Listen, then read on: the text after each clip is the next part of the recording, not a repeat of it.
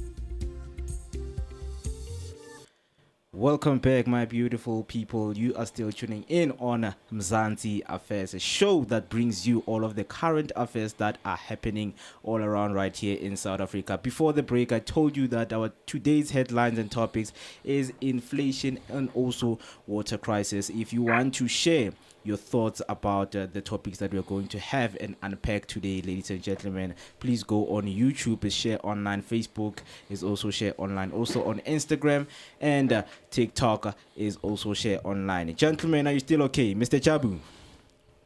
Yes, I'm online, man. Yeah, man. So, guys, going deeper into the South African inflation rate, I just want to read a source that we are going to break down here from Statistic South Africa, talking about the South African inflation rate. So it reads as South Africa's annual inflation rate rose to 5.6% in February 2024, up from January's 5.3%, slightly above market's forecast of 5.5%, and moving further from the central bank's preferred 4.5% midpoint of the 3-6% target range.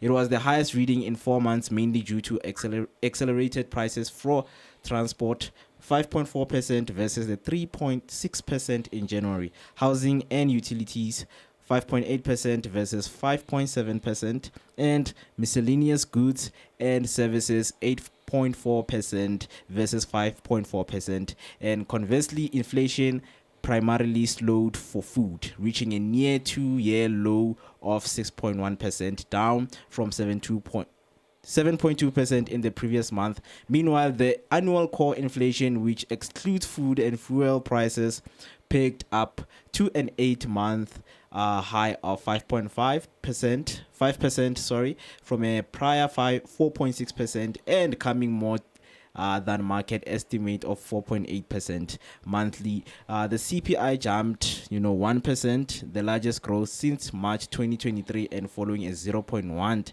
rise in January. So my question with all of these numbers and percentages to irregular South Africans, do you think these numbers matter?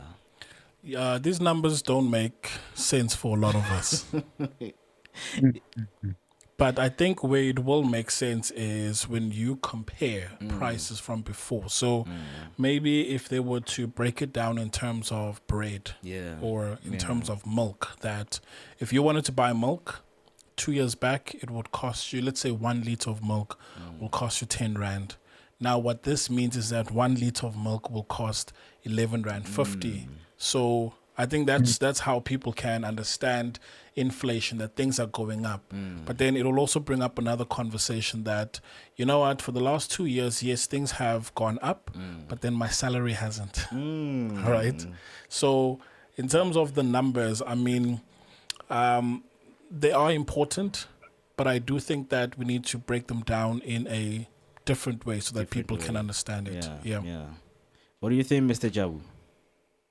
I think there are some of a number of things that I would say in the site from Pretoria. When we check inflation, there are things that I would say that it causes inflation, which are primary causes, increase in public spending, deficiency in government spending, increase in velocity of circulation, population growth, and hoarding. Genuinely a shortage and export. Some of the things we're going to look at is what is the main cause of inflation in South Africa. I would say what is the cause of the inflation? Mandatory economic identity, three basics of cost inflation, which is demand, supply, and expectation. Demand side of inflation is caused spend money prices tend and rise faster. Yeah. So we've got a problem that bring by inflation. Inflation is then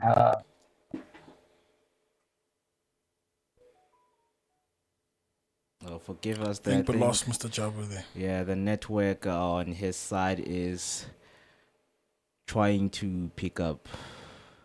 But you know what, right? So Jabu mentioned something that's interesting, and I'd like us to unpack it a little bit more. He spoke about the demand and the supply. Now, not so long ago, we had a egg crisis where apparently, chickens they had that the flu, and there was a limited supply of eggs, right? Now that there's a limited supply, essentially the demand has always been the same, but apparently they'll say that it has gone much higher, right? But I would say that the bid to get eggs rose, because as a hotel, I need more. In fact, I need the same amount of eggs, but I will bid a much higher price rather than having to not go without eggs. So because of that, the price for a single egg rose by almost 50%, right? So I remember when we had to go to the store, when eggs finally came back, that the prices were astronomically higher.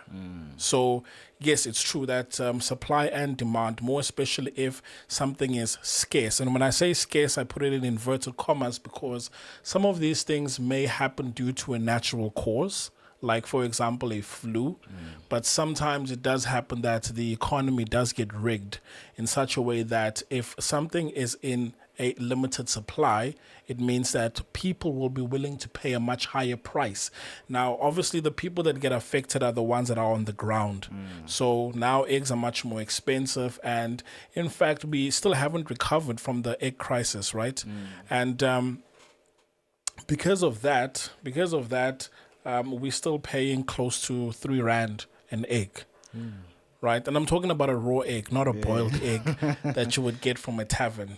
Course, Right. Yeah. So supply and demand does increase the inflation rate. Yeah. You know, talking about that, man, there was an article that I actually read, you know, Yeah. that spoke about groceries, you know, 4 decades ago, you know.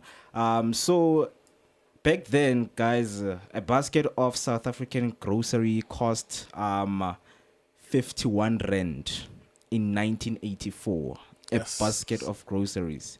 Today it costs 1,253. Yeah. So this thing, it shows that as time goes, food is becoming more expensive, you know, and also the cost of living, because people are trying to gather means, you know, to afford these things so that they can get by. For sure. You know, For sure. there's complaints that salaries stay the same. As you said, you know, salaries stay the same, but food increases. Food, fuel, and the basic things that we need. Transportation is always increasing. You know, It never goes down. you know, so I think that's another crisis that people are actually asking themselves, that what, you know, what's the difference, you know, in, you know, working and then also having to provide for yourself, because obviously you working, you are trying to make means for yourself so that you can survive for the next day. Yes. So that what is it that companies don't see, that things outside are actually, you know, increasing?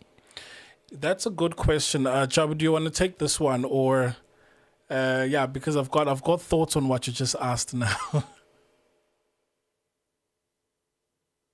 Okay, so let me just quickly take that one, right?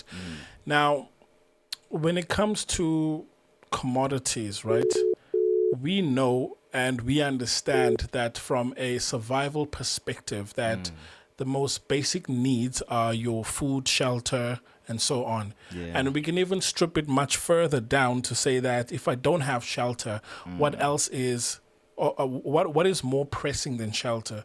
Obviously, at the end of the day, it's about food and survival, right? So if we're talking about food, I think these companies, they do understand and they do know that this is a resource that we as human beings cannot go without. Yeah. So yes, they can increase houses, that's fine. They can increase, you know, fuel prices and all of that, but we can survive without that. But when it comes to food, it's one of the most essential core basic need that human beings need to thrive and survive on, right? So I think they know. So they will continue to play around the food market. And I mean, according to that article you read, it was on 7.2 and it went down to 6.3, right? Yeah. But it's still high, guys. It's still high. I mean, I've had the liberty or the privilege of, you know, traveling around SA, and I got to see that the living expenses in different areas is different. So, for example, when you compare Durban and Cape Town, it is twice the amount of Durban. So there was an article around that where you can survive a full day in Durban for a family, right?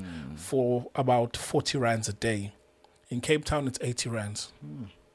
Well, it depends. It depends which part of Cape Town, but you sort of get the idea, right? Yeah. So I think food, Yeah. is, they know that we need it, and we cannot go without it. Yeah. Yeah, Mr. Jabu, I think you are now back. Sorry if you got cut down. Okay, can you hear me now? Yes, we can, Mr. Jabu. Okay, to add on that, I would say people on the ground, they're the one that are suffering most if we look at inflation and the prices and what's happening in our country. Um, Companies, they do exploit people, more especially when you think you need basics, you need to start with food, transport, coming to work. So I think it's something that they look at and they say, okay, these people, if we can give them so much, they can afford to come back to work. They can afford to get a shelter. They can afford to get food. So from that, they're not adding much for people to be everywhere. So you are limited. We in such space that we have pressure in everything that we do as individual South Africans. So I would say that it's hectic out there. The inflation and everything, the cost of living is high. People are suffering more, especially on the ground. I'm talking about people that are in that are need in basic needs. So I understand that it's not good for South African what's happening right now. When we look back on the days, there are things that we will say it was better, but the salaries were not high. But I think things were affordable compared to now. Mm. Yes. Yeah. Also, I think it has to do with proper planning, Mm. because someone who can earn or someone who earns a high salary, they can still feel like they are suffering due to poor planning. Mm. And if we were to take that from a micro scale of an individual or a family or maybe even a community and scale it up to the entire province or the country, then we are starting to see the same traces that poor planning can also lead to some of these things. Now, Yeah. Yeah. according to what Jabu said earlier, that population increases is also one of the reasons why inflation can go Go up, up. right? Yeah. Now, in terms of business people, I mean, if you see that there's a community that's willing to buy something and you even exploit the prices by, making sure that they go high, but the planning in as far as making sure that because we have cities, Joburg being one of the biggest cities, as well as other cities out there, we need to start planning to ensure that we can accommodate the numbers, right? Because I'm going to ask you, gentlemen, a simple question to both of you. Is there hunger in our homelands? Jabu, can you answer that first, man? Is there Uh, hunger in I homelands? I think we do have people that are suffering, and we do have hunger, but it's not for each and every province.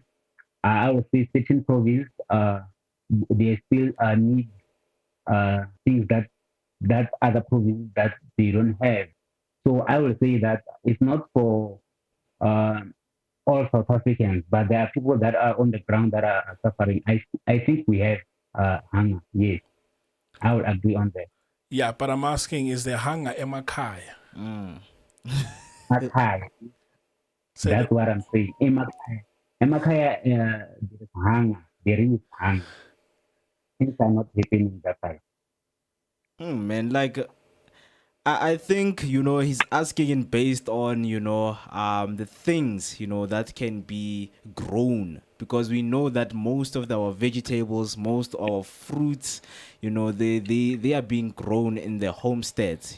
So like there's a lot of plantation that's happening out there, to a point that people ask themselves that why is there hunger in a place whereby food can be actually grown, for And it is people. being grown. Yes. Yeah, so maybe the question was a little bit misleading, but in terms of food security, that's what I mean. That do you think that in our homelands there's a case of food security? So let's have your Yes, thoughts. yes, I can agree more further on that because we were talking about the water and all that. Now, when we look at the provinces, like at home, it's like rain is scarce, and water is a problem. So, whatever that we want to grow, we need water for that. So it's like we are limited in terms of bringing enough food that we're supposed to bring because of water crisis and rain in particular. That we say is a weather climate.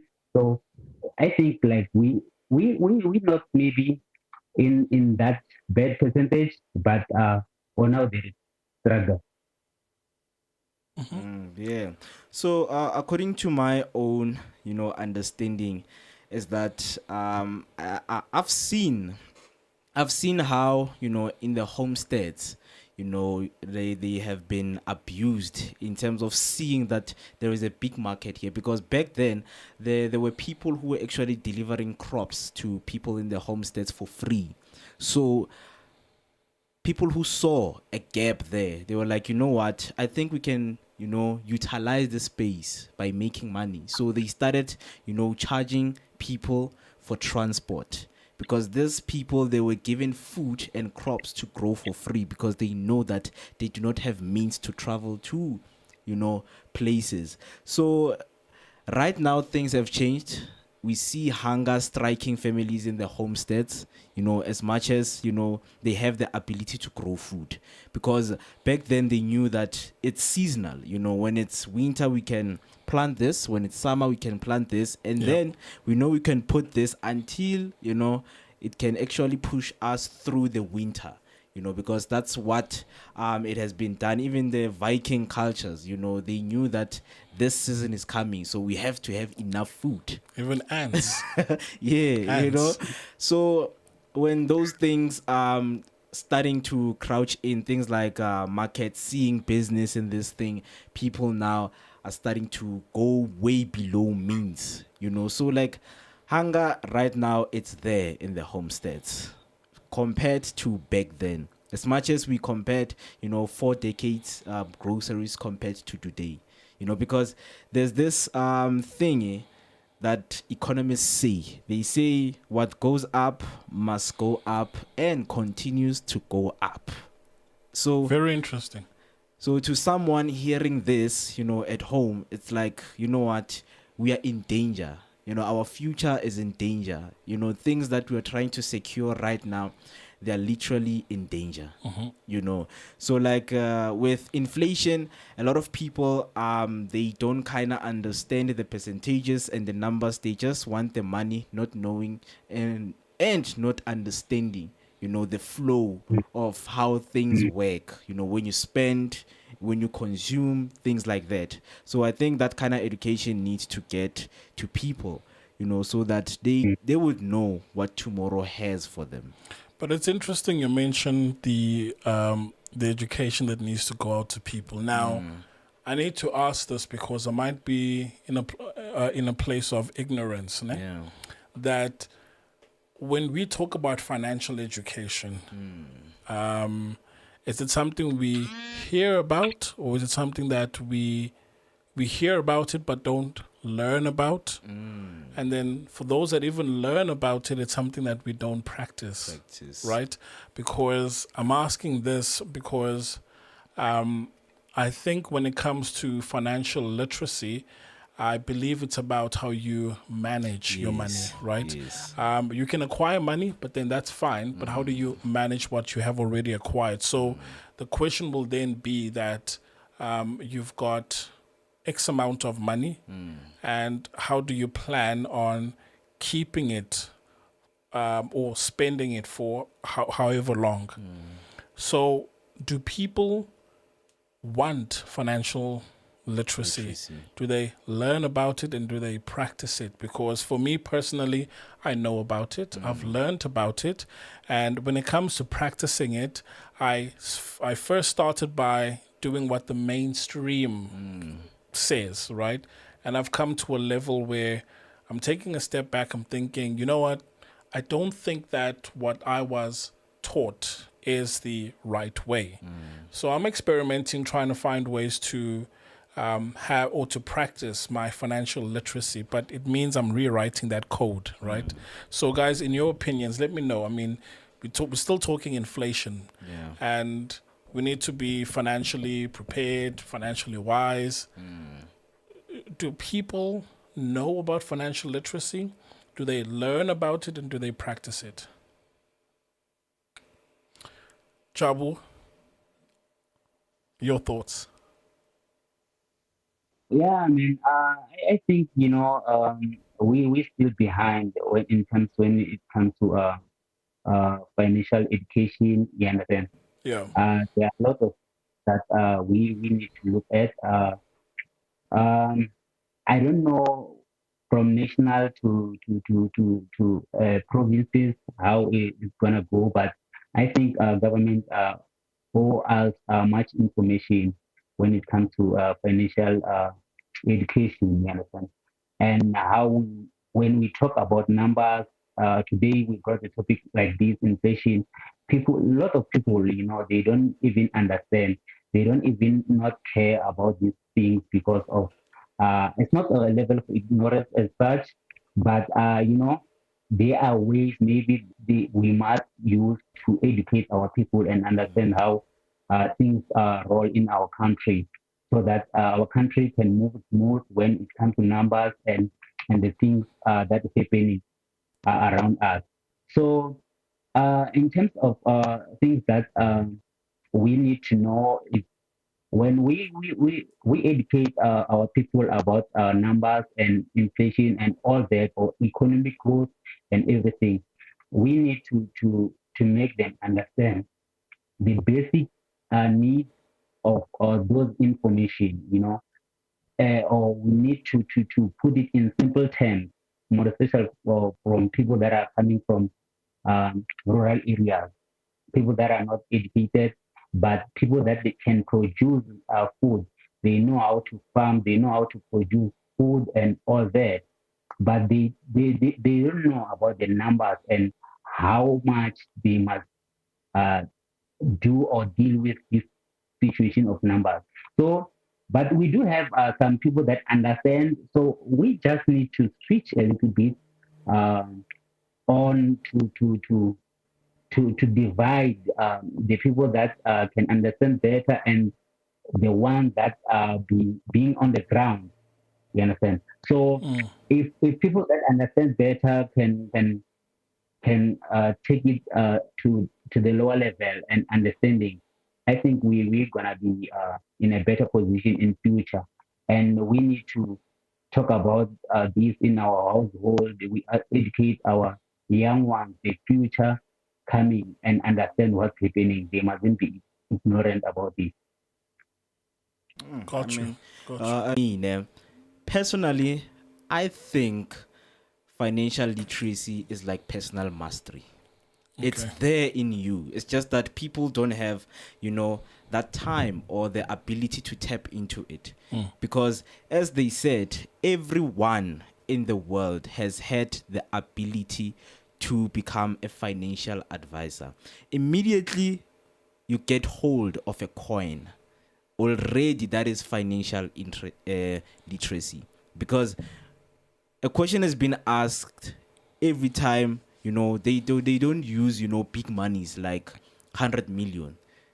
People are put, in one room, 10 people are given 1 rand, and then individually they will be asked, what will you do with that 1 rand? Some will actually save it, and then they will see in the future, if it pans out to be more valuable. Yep. Some will spend it. So most will spend it, So in terms of getting the financial literacy, people know it's in them. They know that they should be learning how to spend money, because as a consumer, they say you need to study yourself. For sure. You need to know what you spend your money on, so that, at the end of the month, you know how much you have spent. At the end of the year, you know how much you have spent.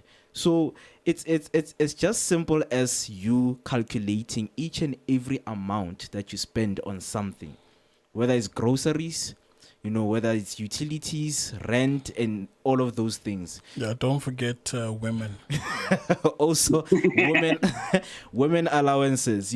Those things, you write them down.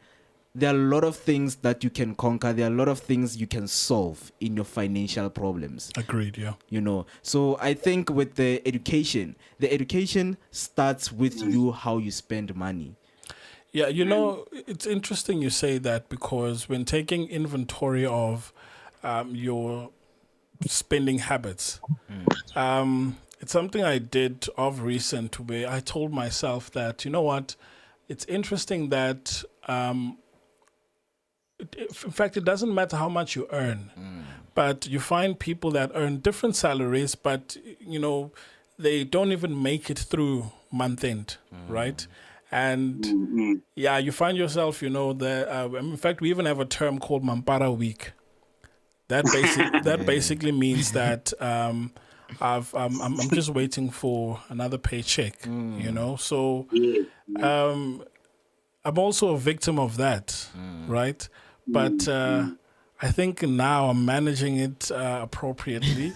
So I feel like this will be the first month where, we're already, what's the 26th, right? So just for a few more days, but then I'll get a salary with money already in my bank account, right? Yeah. So this is what I'm saying by this financial education. It's there, it's readily available. Yeah. And for now, I will take people that don't have access to information and put them on the side. We'll talk about that at another time. But I'm referring to individuals that are getting that one coin. Yeah. What do you do with it, right? So there's a book called The Richest Man in Babylon, and I remember the first chapter talks about saving, but now it's a different kind of saving than the ones that, we are told to save at the banks. But basically, do not eat everything. Don't eat everything, including the seed. And I think these are also biblical principles as well, that when you have a fruit has a seed. So if you were to take the fruit as like 100%, right? The seed is like 10%. So don't eat the everything. Come on now. Swallow the seed. You swallow the seed. What are you going to eat tomorrow, right? Guys, I've got another question, right? So when it comes to the topic of inflation, so we know that in terms of taxpayers, right? Apparently, there's about 7 million registered taxpayers. And, these are people that are earning salaries and so on. And when it comes to a grant, we've got about 20 million people that are benefiting from the grant system, right? 7 million taxpayers, and then 20 million grant beneficiaries, right? So in terms of the balance right there, already just by mentioning the numbers, you can see that there's a big discrepancy between the two. But then I want to ask that, do you think that in terms of inflation, when things don't balance like this, do you think these things can also contribute towards inflation? Because it's like what goes in and what goes out does not match. Yeah. Your thoughts, guys? Balance.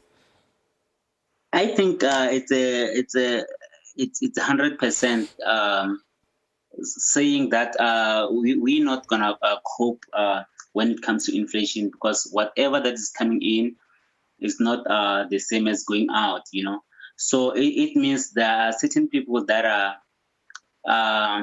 not they're not gonna be happy at all when it comes to inflation, because they will be always complaining about everything that is hiking. It means for them, they will afford, like basic needs. Yeah.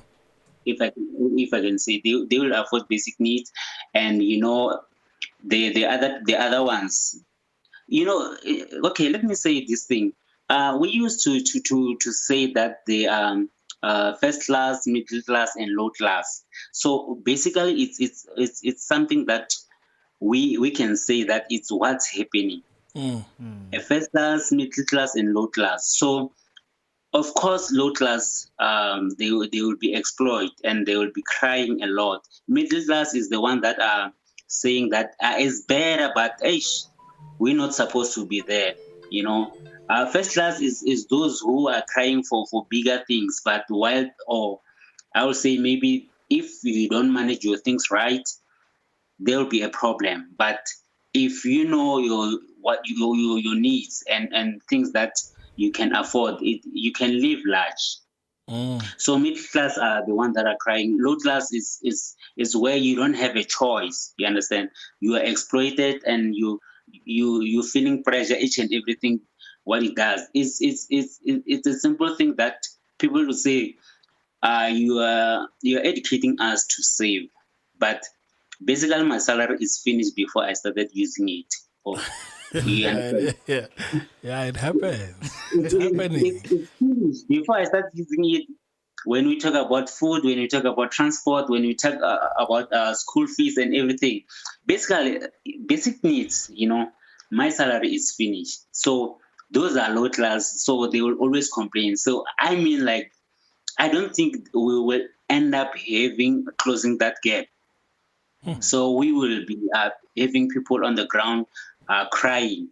And when it comes to numbers, when we talk about people that are increasing, getting basic coins, it means there will be more people that will be crying.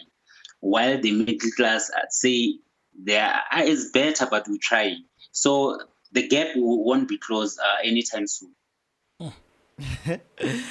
I mean, answer, hearing what you're saying, because for me, I think it's vice versa, because from the ones who are in the middle class or from, that lower classes, they were the ones for a long time complaining, but now it's vice versa. Middle class. Yes, now they are complaining because as much as you say that there is 7 million taxpayers, 20 million are grant recipients, so that means the taxpayer now, he's getting his tax down. No, it's interesting you say that because, I mean, I've got people in my circle of life that pay, I think, the last bracket of your tax, right? Around just close to your 40%. Now, when they are driving down the road and they hit a pothole, I mean, they've got the right to swear, man. Because, I mean, if you're going to be paying guys a high tax, and then in terms of service delivery, and remember, obviously these people that are paying high tax, chances are they've got medical aid and so on. But there are some things that they too are subject to in terms of sharing what the middle class and the low class are basically experiencing on a day-to-day. So pothole, right? Or even when it comes to the increase in the SASSA grant, where's that money coming from? It's obviously coming from the taxpayers. The taxpayers, it's not a case of saying, no, we don't want to pay tax, but we understand that tax is there for the sole purpose of helping to stabilize the economy and the day-to-day runnings of the country, right? That's the whole purpose of tax. But now when there's things like, yes, we understand there's unemployment or even for entrepreneurs that there's no funding that goes to entrepreneurs to employ people to try and drive down the unemployment rates. People that are paying high taxes, they're also complaining in a different way. In a different way, yeah. And funny enough, it's the rich that don't, pay tax. We see it through methods like philanthropy. I'm not saying all of them, but then there's ways to get around the system. I remember reading the differences between avoiding and evading tax. Because, I mean, when you evade, it's like you you're supposed to pay it, but you evade it. But if you find ways to avoid it by, building a school here and there. But if you take a look at the tax breaks and the money that you're saving, it's a lot. I'd put 5 schools as well. Yeah, man. Before we actually conclude with our topic, inflation, please, guys, tell us in the comments, what do you think, that, in terms of what is happening out there, should the cost of living go down? And whenever it's going down, obviously, the people who are actually responsible for manufacturing and everything, they are also going to complain. How do we actually balance that? Facebook is share online. YouTube is also share online. online, Instagram and TikTok. Gentlemen, before we close, every time when we have a budget speech, I'm concerned about how alcohol and tobacco are the first things to be, on the front page, that, hey man, alcohol has increased. With whatever that is going through all around the country, why is it so important that, man, the announcement of alcohol being increased? What's deep about that? And, what is it that you guys know about that, man? More, I would say that alcohol and tobacco is our economy in South Africa. That's where we consume a lot. So it simply means people, they sacrifice a lot when it comes to alcohol and smoke.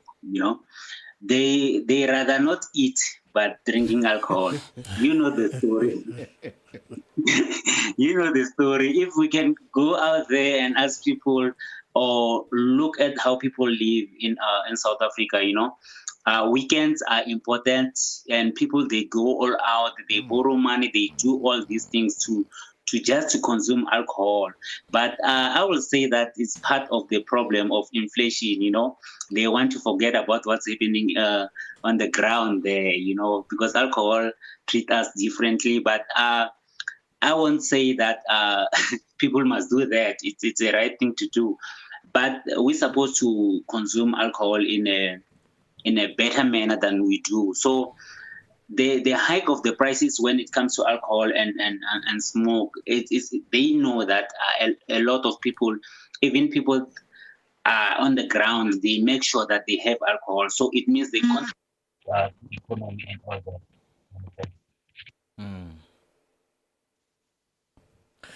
Guys, I've just pulled up something here that in terms of what alcohol contributes to the GDP, guys, it's a lot. It's a lot.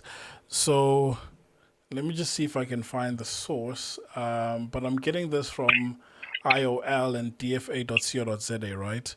And here it says that the liquor industry plays a significant role in South Africa's economy. Significant, that's the key word. So according to a study by independent economic groups, Econox, the liquor industry economy-wide contribution to GDP was approximately 94.2 billion, which translates to a 4.4 of the country's GDP. So almost 5%. This is what alcohol contributes to the economy. And this is for the past couple of years.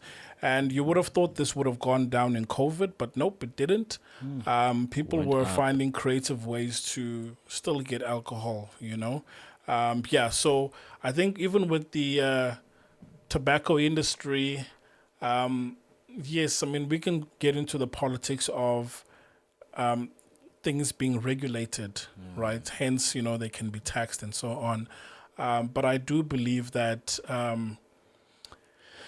it's a lot. It's a lot of money. And right now, there are illegal cigarettes. But, we call them illegal because they're not being taxed. But cigarettes are cigarettes. Because you can't say that this one cigarette is better than the other. I mean, they'll both still kill you nonetheless, right? So it's about stuff that's being regulated, and apparently we couldn't for a very long time regulate weed, but now that it's coming into the medicinal light, we're finding ways to regulate it. Just to contribute to the economy. But also it shows that even with alcohol, a thing called bootlegging, right? Where you would take alcohol and sell it and brand it, but not get taxed. Who's this guy? I mean, I think it was someone in America that, was famous for bootlegging. Made a lot of money just by, bootlegging alcohol. Was it moonshine? There was a story in America, man, where they were selling moonshine. But this one happened somewhere in the 70s. Gosh, man, I can't think of the criminal, but yeah, but for others it's drugs, right?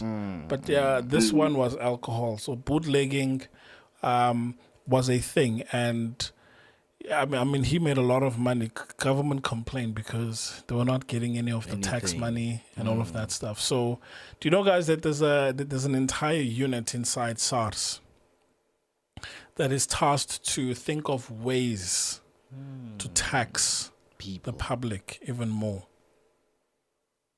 They think of ways.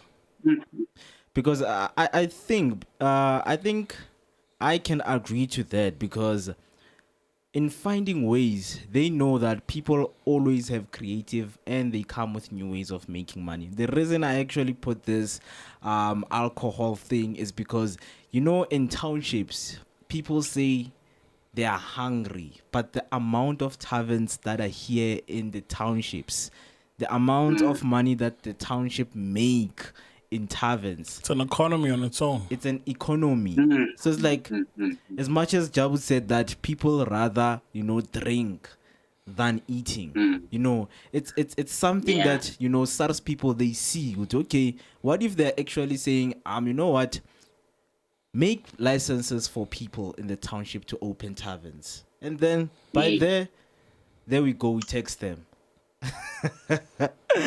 I mean, like more. If you remember, COVID-19, you know, Yeah. people they were prices, ridiculous prices, you know, of alcohol, but people they were still buying. You understand? Something that you usually buy 200, it was almost like 700, but people they were consuming and they were buying. So that give government idea and taxpayers that how much alcohol people want. You understand? So even in the normal basis now, even if they say it's a normal price, it's in a little bit higher, but we can't even see that because it's something as we love as South African, which is disappointing. But what can we do? It's happening already, and it's happened. But the secret is that our taxpayers, they see how we consume, and when we consume alcohol, it goes hand in hand with smoke, which is like it's gonna be high, you know. And they start with that all the time when they talk about hiking prices and everything. Yeah, sure. People, please comment down below and tell us what you think in terms of inflation. Remember, this is still Mzansi Affairs. We are going to go on a short break, and then when we come back, we are going to discuss water crisis in South Africa.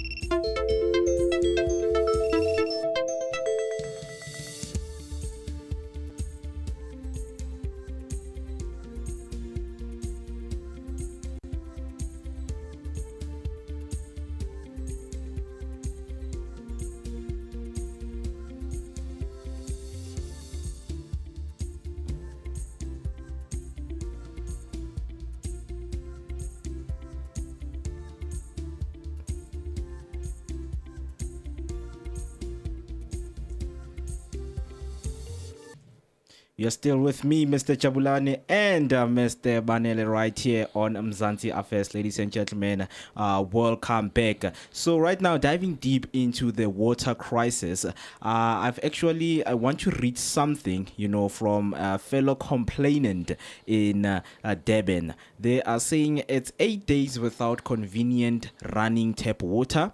It's been promised water in the taps by council following Durban Water Works and eThekwini advice. We still live with no water. Can't even begin to tell you how difficult life has become in this part of Durban. She said the municipality was letting people down daily due to a lack of water. She felt that she was not fulfilling her promise to provide her 2 babies with comfortable life, and it seemed like they resided in a squatter settlement. You know how difficult it is to carry 10 kgs of buckets of water to flush, to bath, carrying 5-liter bottles to decant, cutting laundry elsewhere to have it washed, and the work. I'm so grateful we have a pool, so we have water to flush and bath, said Jonathan. So the water crisis, as we see that it's not only here in Gauteng, but it is actually affecting, many of the provinces around South Africa. So the municipalities, they are actually promising people, in terms of getting the votes out there so that things can get done, because people believe that do the job first and then the vote will come after, rather than saying vote for me and then we'll bring the change. Start with the change and do the job after. So Mr. Jabu, please tell me, like, how's the water crisis there in Pretoria, man? Yes, Mo. I think here in Pretoria is better because I'm reporting from town, but I think from locations they might have problems, with water. The only problem that we have here in town, in most cases, there is this big pipe supply. I don't know it's from where, but it always affects here in town, So it always blasts. I don't know if there is a sabotage or some sort. I mean, it always blasts. That's where we get affected here in town, maybe for a week or 2.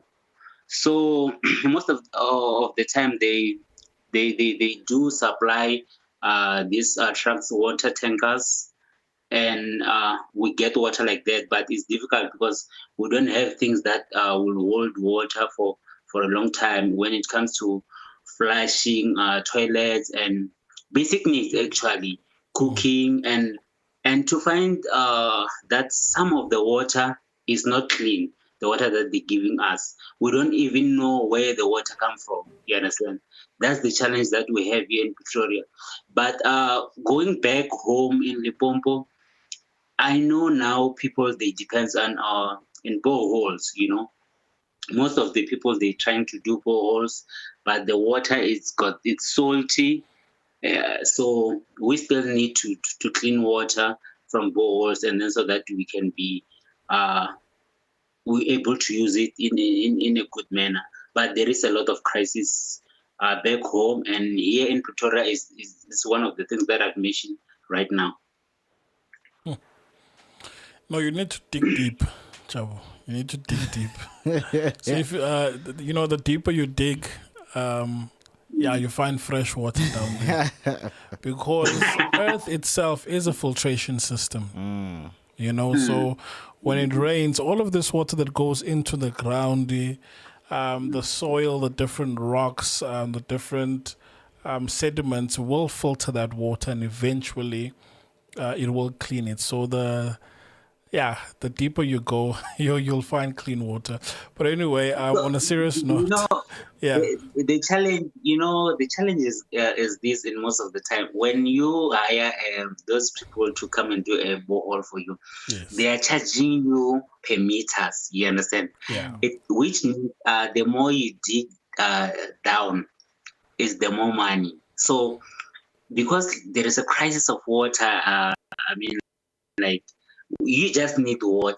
You don't care much that is salty water or what, and you don't want to pay that much. But if you have money, you can do that. Yeah, no, for sure. And I think, in terms of the financial standing for most families, we are not in that position to be paying high fees for water, let alone electricity. But anyway, so, for me, guys, maybe I want to take a step back and say that when we are talking about a water crisis, basically that's the shortage of clean, accessible water for human use, right? That we have access to, and as it seems now, we are in a crisis, and the crisis is that there isn't enough water.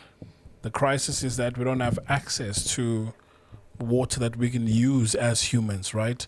In terms of our reservoirs, they are not built or built in such a way that they can handle the capacity of usage for the households or the neighboring infrastructure around it. So we find ourselves in a position where we are wanting to output more, but the amount of input or even the capacity to hold the water, we do not have that. Okay, so from a city planning, township planning, economy planning, we are basically at a place where it's sad to say, but we are not prepared for it, and it's something that's still gonna continue. It's still gonna continue. People need to start buying those JoJo tanks, find a way to harvest rainwater for your sanitary things that you need, like flushing the toilet and so on. But I do have a question, guys, with regards to water and stuff like that. So you've heard that Cape Town and other cities that are just near to the ocean are suffering, or they've got an issue when it comes to a water crisis. So I've often wondered that, guys, there's water just right in front of in front of you. So when you say you've got a water crisis, what do you mean? I've often wondered, and I did a little bit of research, but to Jabu's point, the water is salty. So it's not good for human use. Human consumption, yeah. And the process of taking the salt out to desalinate the water it's an expensive process, right? So yeah, it kind of made sense, like, oh, okay, I get it. And plus, it also causes an environmental problem that when you do desalinate the water, so you will have a precipitation of a concentration of high saltage there. So what do you do with that? Do you dump it on the ground? Where do you dump it? Because where you dump it can also cause an environmental problem as well. And if you throw it back in the sea, you're making it more saltier. So you need to find a way, man. You need to find a way. Maybe that salt, it can be a solution to something. You'll never know, man, or what these things can actually do, because with the sea, a lot of things can be done with the, I think a lot of research has not been done in terms of what this salty water can do, because some people, they use it, I think, for skin irritation. If you have skin irritation, I was about to say, you just use sea water, But now the crisis is not there, man. We need water. We need water to drink and to flush. Yes. And if you can check, the salty water, when we use our appliances, something like a kettle, this white thing that will come in there. I don't know what can I call it actually, but that thing shows that the water is not right for us to use. If an iron or a kettle can be like that, what about for a human that can consume that water? It can cause some damage, but it can cause some damage, not immediately, but we don't know for how long. So most of the people they buy water from the stores, and they use those ones to wash clothes, to bath and everything. So it's to show that we still have a crisis. I mean, this crisis, it goes deep to a point that even the data centers, they're saying they're having an impact. They're complaining that, the building, there's no water. We can't. Or to cool down. Yes, to cool down. Some are water cooled, yeah. Yes, so like it's not only people who are in the low class who are actually complaining. As we had the statement from this woman who has to carry 10 kgs of buckets each and every day. So like we are all complaining. So like in terms of this, because I've heard that Joburg Water, they just come with this unplanned water outages.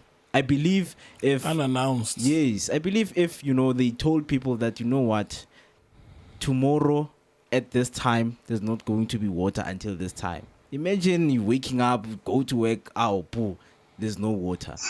Yep, some of us are victims of that. So I think this unnecessary shutdown, it's something that they need to work on.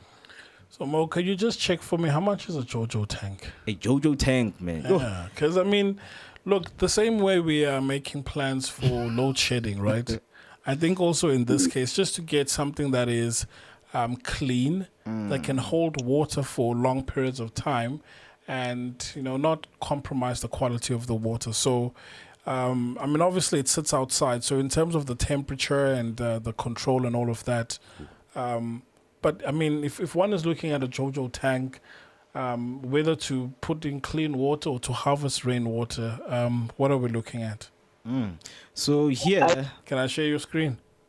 Yes, sir. Yes, sir. Let me just do this quickly. Okay, let me comment a bit about the JoJo tank. I think Yes, 200 liters, ne? We buy it for 2.5, I think, something like that. Is it 2,000 liters? Something like that. We buy it for 2.5. So where I'm from, most of the household, they do have JoJo tanks. But the challenge there is still that the water, they have like water shedding, which means you must have a JoJo tank when they open water for you guys for that group. You need to put it in the JoJo tank, which is but still is still salty water because it's a water shedding that coming from a borehole. Before it was something that comes from reservoirs, and so it was clean water, everything. But now the challenge is still there of salty water. Yeah, man. So, with what you have asked, you can now share my screen because I have, a few, not a few, but some JoJo items from Step Building Suppliers. So as you can see there, 1,000 liter. It will cost you 2,767 rands. 1,000 liter, and then for just 20 liter, they call it a wine beverage tank. In which people are going to fight for wine. This thing is for water, man. Like, you're just giving people ideas what to use it for, man. Wine. You also have, the medium one, which is 1,000. 1.5 liter, it's 2,940. And then what is this? A wheel or a filter screen? 480 millimeters. It's a tank. I don't know what you use this for. So we're looking at about 2,000. Yeah, 2,000. Not anything above that. But we also have the this one, the big one, 3,500, a medium chemical horizontal, and then we have 300 liter baby. Something that people can afford. Instead of fetching water from the river always. But now the challenge is, whenever you buy 2,400 liters, like filling it up also, I think it's going to be a challenge, because people in the homesteads, when you have a JoJo tank, I think you actually register there that they will come and actually refill it for you each and every week. So with this one, you need to kind of speak with the people who do the refilling. There's also this one, the 5,000 ones, they just go up. There's the 8,000 one, in which this one, whenever we're having crisis for 8 days, man, you are covered, So I think in terms of with electricity also, as much as we've been told that we have to look to solar panels, I think with water, this is where we are going now. The business of tanks, they are now going to boom now. So the question would then be for you guys that let's imagine we do go into a system where most people are using tanks. The usage of water, because let's be honest, guys, we are wasteful. Too much. Too much. And I don't mean that, we should be worried about water running out, but a simple thing like when brushing your teeth, right? You let the faucet run. And at that moment, you are busy doing this, and the water is running. The water is running. So if you know that this water is coming from your JoJo tank, just right here at the back, my man, close the tap when you brush your teeth. Or let's go back to, before we had basins, we used to take a cup, fill that cup with half cold water and warm and hot water just to make it warm, and that's what we would use to brush our teeth. Now we'll let the faucet run. So there's a lot of leaking taps as well. That's true because someone who who doesn't know what does it take to actually make the water to come into your own house, the work that has to be done, they will never understand the value of because I believe that if you can go and work there in the water plantations and see everything that's happening, Uguti, this process of actually purifying water and making sure that water get to people's taps, it's a process and a difficult one. You would understand why they say you need to save water. Yeah. In fact, maybe we should write to Joburg Water and say we want to do a 15-minute documentary of when I open the tap, can we trace, or I want people to see that, it's an ordinary Tuesday morning, I wake up, I open the tap, what's the process involved? So it's an idea, guys. It's an idea we can explore. Chab, over to you. Yes, man. I think it's one of the education that people need to know, and the importance of water. I think to enlighten on that, people now understand because there is a crisis. Back then we had water, but we didn't have electricity. We didn't have such crisis of water shedding and all that. Water, it was something that was running like nobody's business. I remember where I come from. It was each and every household has a pipe that bring water to the yard. So now the taps are dry and there is a lot of crisis.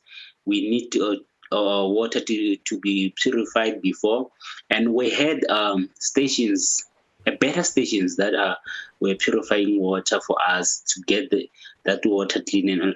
But now it's backwards. The places are dry. The government are not doing anything about the places, so which is affecting us as well. But if we have that education and we use water better, it will take us somewhere. Indeed, man. I think better usage of water will actually, get us somewhere as humans, because with electricity, man, we saw how it affected many people, in different environments. So with water, again, we are going to see another pandemic. We are going to see other things like complaints from people saying, I have a child. Obviously, the child needs to drink water. You need to cook for them. So I think many people are going to wake up to very, very sad news, in terms of this pandemic, because with electricity also, you see, people can't do what they need to do. It's like already some of your things, your business is dying, but now we are going to a pandemic whereby something that we need, as humans to survive, it's lacking. So from your business to dying, now we're going to have people dying because of lack of water. So it's very important to get this message to people that, what, man, I think if you can use water responsibly, you would understand, in terms of what you have went through. Because some people, they don't learn, man. They don't learn. having load shading, they're like, as much as it's 4 hours without electricity, it's like, hey man, this thing is not okay. I think I should use my electricity properly. But to some people, it's like, when it comes back, I feel like that 4 hours, they were saving much electricity so that when it comes back, I'll use it more. So I believe as much as they're trying to get, the education, and telling people how to use, a better usage of electricity and water, they're not doing enough in terms of like making them understand. Because with Pick It Up, when they started launching these new bins, they had a sticker to let people know that do not put hot ashes inside the bin. Do not put this and this inside the bin. I mean, they also have an initiative to collect recyclable material, Yes. like your plastic bottles, your glassware. But people still throw everything inside the same bin. You see, so it's like, what should, the government, what should, the people...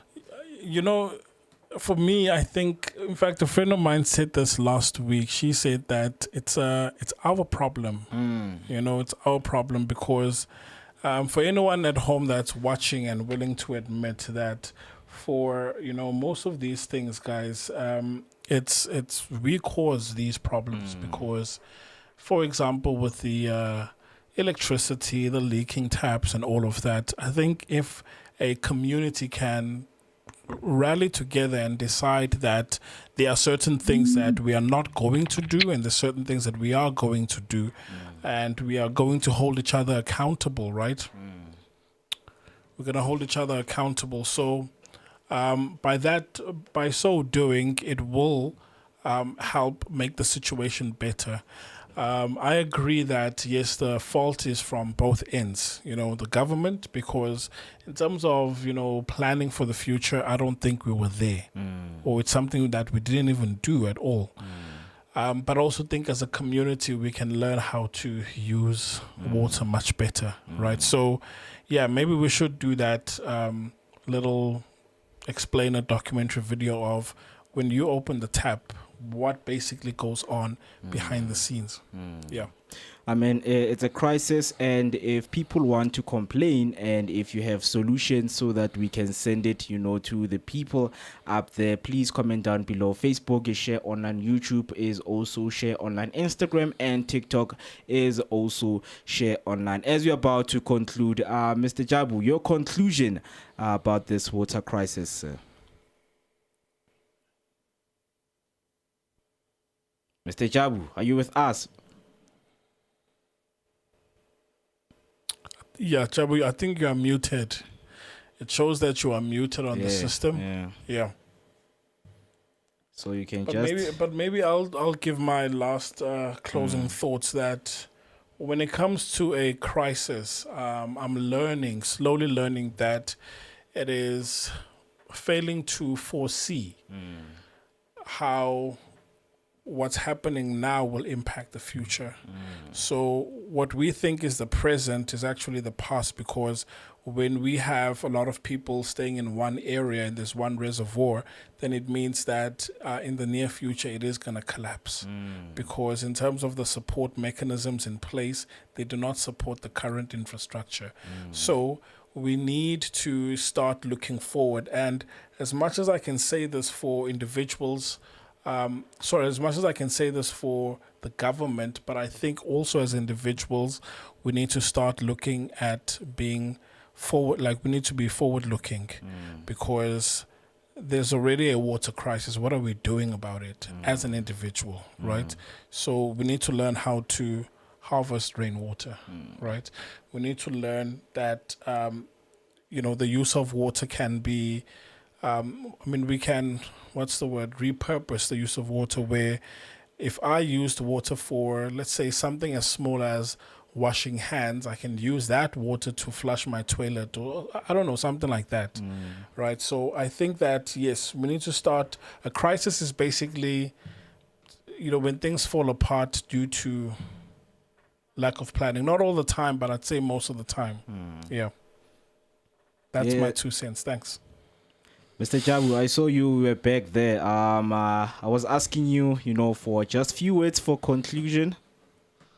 Okay. I would say that people must learn to take water serious. We will have pandemic, as you were saying, which is gonna lead us to take us back to cholera and all that. Because when I talk about the people from home, they've got rivers. Maybe they take advantage of that, but to avoid such thing and going back to that. But I would say about Hamaskral, we lost a lot of people when it comes to water crisis. If you remember about cholera and not people having clean water from there, which is Pretoria where I am now. So we don't need such cases. My brother there, he educated us with a lot of things that we can do or we can done for us saving water and take the water crisis serious before we lost our people. So in conclusion, I would say that water crisis is coming as a pandemic to us. We need to relook at it and in big eyes, into eyes, and we do better in everything. When it comes to the usage of water, we check our water that is clean. We make sure that everything that we use in water, we use it for the better purpose. All right, thank you there, Mr. Jabulani. From me, guys, from hearing you saying all of those things, I think what you have emphasized more is, people should actually learn. But I believe in my side that load shedding and this water crisis is what I call in my own theory forced learning. So it's like you have everything, right now, because you are actually misusing things. We are going to take it away from you so that you will learn to use them in a proper way. People have been asking, guys, where is load shedding coming from? Load shedding, it's not there, but it's that people are misusing the electricity. So it's like we are going to take it away from you so that in that darkness, you have to think when it comes back, what are the responsible things you have to, use electricity for? Just like I think our country is actually exposing itself in terms of the wealth that we have. It's like with the minerals, the gold and everything. If we had our hands on those minerals, who knows, maybe we would, misuse those minerals. We would misuse the power that is given to us as human beings. So I believe, as much as we have said that the problem is with us. Everything starts with us, how we actually do things. Agreed, yeah. And I also want to close with a statement that was made by Jonathan. I am so grateful that we have a pool, so we have water to flush and bath. But this does not alleviate the hardship and suffering we have to endure while still pay almost 7,000 rands per month bill for facilities and services we do not receive. Not forgetting the physiotherapy bills for cervical and lumbar spondylosis. Basically, the body can't make it. It's the pits. It's disgusting, so challenging. We continue to pray for drastic change, that the Lord will hear our cries for help and get rid of those who are not meant to be in power. Those are the words of Mr. Jonathan there, crying out loud, for the hardship that they're having, that they don't have water, but they have to pay 7,000 per month bill. Mr. Jabu, thank you so much for joining us. Thank you for having me more. Let's hope we'll be together next week in studio. Yeah. Thank Absolutely. you so much. Thank you so much, ladies and gentlemen. Okay. That was Mr. Jabulani, all the way from Pretoria, and right here, Mr. Banele, and myself, Moeketsi Maimane. This was Mzansi Affairs. Ladies and gentlemen, please catch us next week, same time, same place, right here on Share Online. Until we meet, goodbye.